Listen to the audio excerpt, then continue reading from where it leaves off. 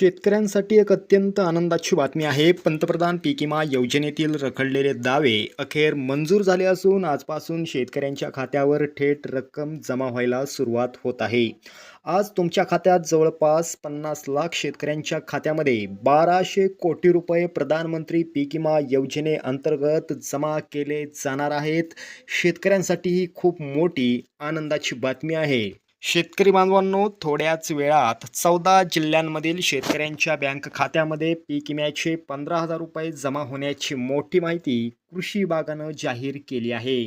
यामध्ये 2022 पासून 2025च्या मे महिन्यापर्यंत अवकाळी पावसामुळे ज्या शेतकऱ्यांचं नुकसान झालं आहे अशा सर्व शेतकऱ्यांच्या खात्यावर आता पीक विम्याचे पैसे जमा होत आहेत. मित्रांनो, या ठिकाणी आपण जर बघितलं तर 2022 पासून ज्या शेतकऱ्यांना पीक विमा मिळाला नसेल किंवा कमी मिळाला असेल त्यांना आता 35,000 रुपयापर्यंत पीक विमा मिळू शकतो.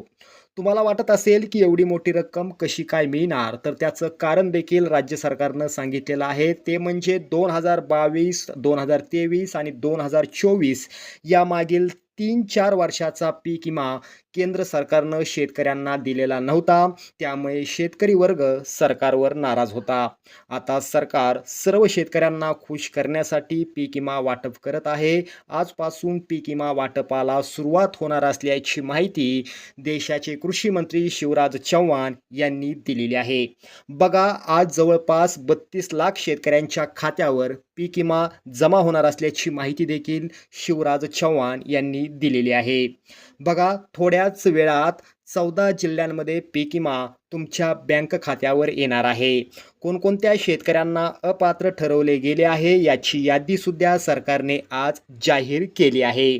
बघा, 14 जिल्ह्यांमध्ये पीक विमा जाहीर केलेला असून आज आणि उद्या या 14 जिल्ह्यांमध्ये टप्प्याने पीक विमा जमा करण्यात येणार आहे. हा पीक विमा आता केंद्र सरकारने मंजूर केलेला असून तसंच ज्या शेतकऱ्यांचं नुकसान जास्त झालं आहे त्यांना खूप मोठा लाभ मिळणार आहे. त्यामुळे सर्व शेतकरी आज खुश होणार आहेत.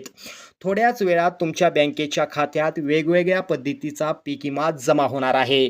या ठिकाणी आपण जर बघितलं तर शेतकरी बांधवांनो, मुख्यमंत्री साहेबांनी या ठिकाणी कृषी विभागाला या ठिकाणी आदेश दिलेले आहेत की आजच्या आज शेतकऱ्यांच्या खात्यामध्ये पीक विमा जमा करा आणि 14 जिल्ह्यातील शेतकऱ्यांना या ठिकाणी काही वेळातच पीक विमा जमा होणार आहे.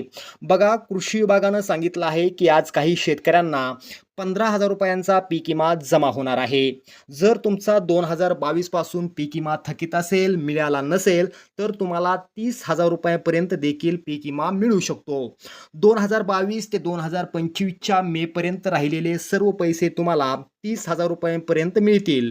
काही शेतकऱ्यांना या ठिकाणी जर बघितलं तर 52,000 रुपये मिळत आहेत. काही शेतकऱ्यांना या ठिकाणी जर बघितलं तर 49,000 रुपये, तर काही शेतकऱ्यांना 50,000 रुपयांपर्यंत पीक विमा जमा होत असल्याचं आता समोर येत आहे. आता फक्त या 14 जिल्ह्यांमध्येच हा पीक विमा सोडण्यात येत असल्याचं सरकारनं जाहीर केलेलं आहे. आपल्या राज्यात एकूण 36 जिल्हे आहेत आणि आपण जर या ठिकाणी बघितलं तर फक्त 14 जिल्ह्यांचा समावेश या ठिकाणी करण्यात आलेला आहे. म्हणजेच फक्त 14 जिल्ह्यातीलच शेतकऱ्यांना हा पीक विमा मंजूर करण्यात आलेला आहे. तुमच्या शेती पिकांचं 2022, 2023 आणि 2024 मध्ये बाजरी पिकाचं नुकसान झालं असेल तर त्याचा पीक विमा मंजूर झाला आहे. त्यानंतर ज्वारी, तूर, उडीद, सोयाबीन, कापूस, केळी, आंबे, मूग, मटकी, शेंगा अशा सर्व पिकांसाठी सरकारनं यादी जाहीर केलेली आहे. जवळजवळ 35 पिकांची नोंद या पीक विमा योजनेत आढळली आहे. ज्या शेतकऱ्यांचं मोठं नुकसान झालेलं होतं त्याच शेतकऱ्यांना आता सरकारने पीक विमा सोडण्यासाठी या ठिकाणी निर्णय घेतलेला आहे. त्यासाठी फक्त 12 बँका निवडलेल्या आहेत. या 12 बँकांमध्ये तुमचं खातं असेल तर तुम्हाला पीक विमा जमा होणार आहे. सरकारने या फक्त 12 बँकांनाच प्राधान्य दिलं आहे कारण पीक विमा केंद्र सरकारकडून जमा करण्यात येत आहे.